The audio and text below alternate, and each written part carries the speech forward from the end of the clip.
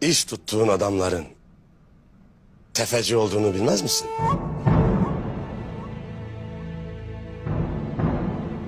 Baba, elimdeki altını bunlara verdim. Verdim çünkü ticaret yapıp daha fazla altın kazanmak istedim. Lakin bunların tefecilik ettiğini bilmezdim.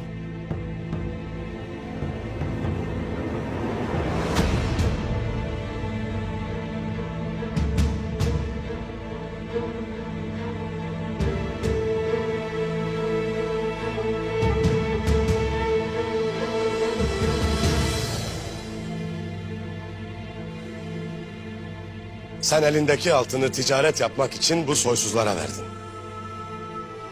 Bunlar da daha fazla kazanmak için tüccara, köylüye faizle verdiler. Sen bu kazancın haram olduğunu bilmez misin? İnan bu adamların tefecilik ettiğini bilmezdim baba. Nasıl bilmezsin Gündüz?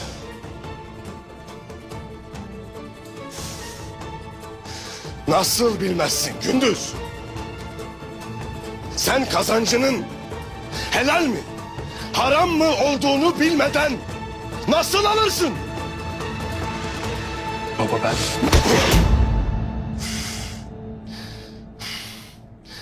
Sakın bana baba deme.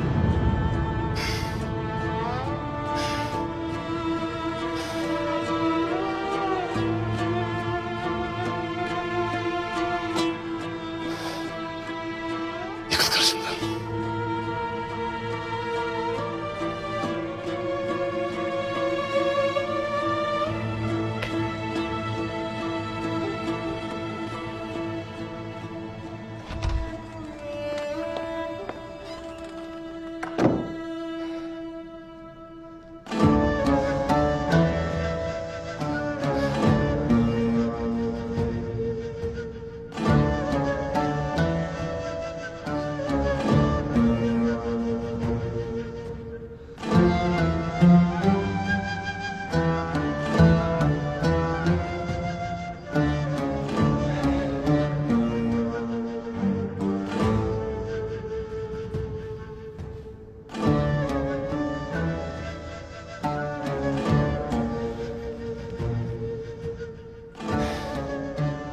Gündüz gençtir beyim.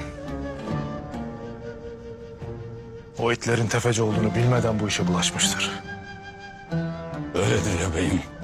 Gündüz arslan gibi yiğittir. Alpların hasıdır. Böyle bir şeye tevessül etmeyecektir beyim.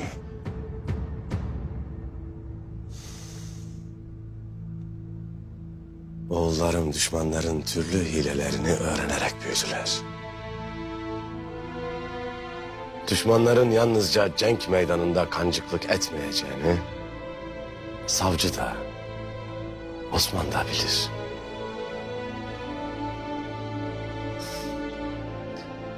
Nasıl olur? Nasıl olur da benim Alp oğlum Gündüz bunu bilmez?